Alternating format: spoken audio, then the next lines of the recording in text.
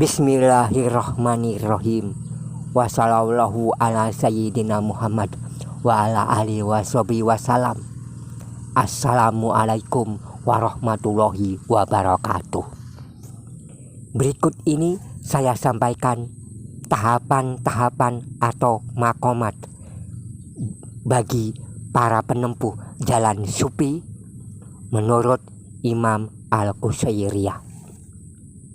Yang pertama adalah tobat.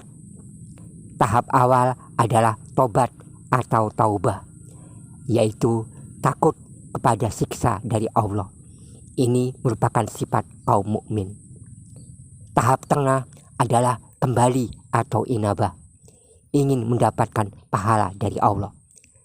Tahap akhir adalah aubah, bertobat karena mematuhi perintah ilahi, bukan karena takut, bukan karena ingin sesuatu. Bertobat dari segala dosa, kemudian bertobat dari segala kealfaan, dan akhirnya bertobat dari kesadaran akan perbuatan baiknya sendiri. Tahap kedua mujahadah, yaitu mencegah jiwa dari kebiasaan-kebiasaannya dan memaksanya menentang hawa nafsu sepanjang waktu. Kerusakan merasuki diri manusia karena 6 hal. 1. Karena niat yang lemah dalam melakukan amal untuk akhirat. Yang kedua, karena tubuhnya diperbudak oleh nafsu. Yang ketiga, karena tidak henti-hentinya mengharapkan perolehan duniawi bahkan menjelang ajal. Yang keempat, lebih suka menyenangkan makhluk mengalahkan ridho sang pencipta. Yang kelima, memperturutkan hawa nafsu dan tidak menaruh perhatian yang cukup kepada sunnah Nabi Muhammad SAW. Dan yang keenam, membela diri dengan menyebut beberapa kesalahan orang lain dan mengubur prestasi pendahulunya. Tahap ketiga, kholwat, menyendiri dari pengaruh duniawi, sekaligus uzlah atau mengasingkan diri. Uzlah maksudnya masuk ke dalam kumpulan orang banyak, tetapi sambil tetap menjaga batin supaya tidak diharu biru oleh mereka. Menjauhkan diri dari dosa-dosa dan batin berhubungan selalu dengan Al-Haq, yaitu Allah. Intim dengan Allah dalam kesendirian, kaya di dalam kesederhanaan, mampu melihat kekurangan diri. Tahap keempat, takwa. Dunia dibagi secara adil sesuai dengan cobaan. Akhirat dibagi secara adil sesuai dengan takwa. Tanda takwa, tawakal terhadap apa yang belum dianugerahkan, berpuas diri dengan apa yang telah dianugerahkan, dan bersabar dalam menghadapi milik yang hilang. Aspek-aspek takwa bagi kaum awam adalah menghindari syirik. Bagi kaum terpilih atau khawas, menghindari dosa-dosa. Bagi para aulia, menghindari ketergantungan pada amal. Dan bagi para nabi, menghindari menisbatkan amal kepada selain Allah. Bahkan segala amal yang dikerjakannya itu sendiri juga karena Allah, atas izinnya. Tahap kelima, warok, yaitu meninggalkan segala sesuatu yang meragukan, segala sesuatu yang tidak berarti dan yang berlebihan. Warok dalam pengertian zuhir, tidak ada satu tindakan pun selain karena Allah. Dan warok dalam pengertian batin, tidak ada sesuatu pun yang merasuki hati, yang masuk ke dalam hati kecuali Allah. Warok adalah berpedoman pada batas ilmu tanpa menakwilkannya, tanpa menafsirkannya. Tahap keenam, zuhud. Apabila Allah menganugerahkan kepadanya harta yang halal, ia harus bersyukur kepadanya.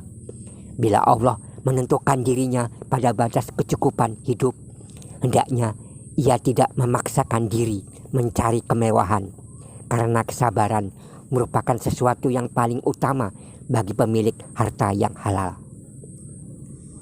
Quran Surat Al-Hadid ayat 23 menyuruh kita agar jangan berduka cita atas apa yang tiada dimiliki dan tidak terlalu gembira atas apa yang dimiliki. Zuhud adalah kekosongan hati dari sesuatu yang tangan tidak memilikinya, membatasi angan-angan dan keinginan, mengosongkan tangan dari harta dan mengosongkan hati dari kelatahan. Berbuat tanpa disertai keterikatan, berbicara tanpa disertai ambisi, kemuliaan tanpa menguasai. Zuhud kaum awam biasanya bersumpah menjauhi yang haram. Zuhud bagi kaum terpilih atau khawas bersumpah menjauhi sikap berlebih-lebihan dalam perkara yang halal. Dan zuhud bagi kaum arifin adalah bersumpah menjauhi apapun yang memalingkan sang hamba dari Allah. Tahap ketujuh, diam. Barang siapa menahan diri untuk mengucapkan kebenaran, ia adalah setan yang bisu. Diam seorang hamba tidak akan sempurna kecuali sesudah ia memaksakan diam atas dirinya. Kurangilah berbicara berlebihan dengan sesama manusia dan perbanyaklah berbicara dengan Tuhan. Mudah-mudahan hatimu akan dapat melihatnya. Belajarlah diam sebagaimana Anda belajar berbicara. Jika berbicara menunjukkan Anda, diam akan melindungi Anda. Barang siapa memperhitungkan kata-katanya dibanding dengan amalnya, maka ucapannya akan sedikit kecuali untuk hal-hal yang dianggap perlu sesuai dengan kebutuhan. Tahap ke-8 adalah khauf, tahapan takut. Pertama dia khauf. Takutlah kepadaku jika kamu orang yang beriman. Demikian firman Allah dalam Quran Surah Al-Imran ayat 75. Ini merupakan syarat iman dan hukum-hukumnya. Yang kedua, khusyah, syarat pengetahuan. Yang takut kepada Allah hanya para ulama. Quran Surat Al-Fatir ayat 28. Kemudian yang ketiga ada haibah, syarat pengetahuan makrifat. Allah memperingatkan kamu terhadap diri atau siksanya. Quran Surah Al-Imran ayat 28. Ketulusan dalam takut adalah warok lahir maupun batin. Barang siapa takut akan sesuatu selain Allah atau berharap akan sesuatu selain Dia, maka semua pintu akan tertutup baginya dan rasa takut akan mendominasinya, menabiri hatinya dengan 70 tabir. Yang paling tipis adalah keraguan.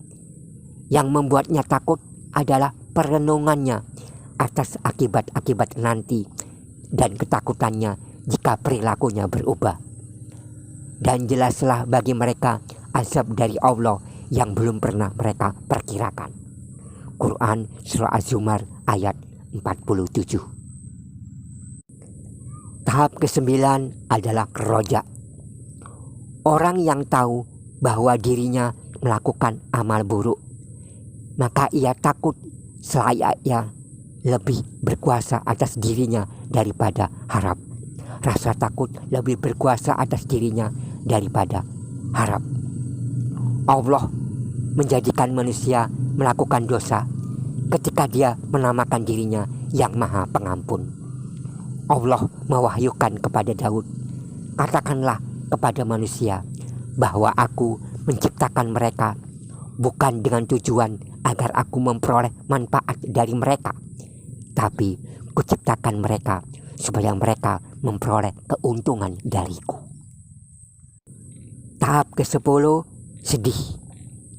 Jika tidak ada kesedihan dalam hati, maka ia akan menjadi rusak. sebagaimana rumah roboh karena tidak ada orang yang tinggal di dalamnya. Sedih adalah mencegah diri dari bangkit mencari kesenangan. Apabila ada seseorang tertimpa kesedihan dan menangis di kalangan suatu kaum, maka Allah akan mengasihani mereka semua karena air matanya. Walaupun kesedihan tidak menghasilkan suatu derajat khusus, ia akan membawa kepada pengampunan. Demikian untuk video saat ini, 10 tahapan-tahapan atau makomat bagi orang-orang yang ingin menempuh jalan sufi, sebagaimana yang diterangkan dalam kitab Al-Qusairiyah. Bersambung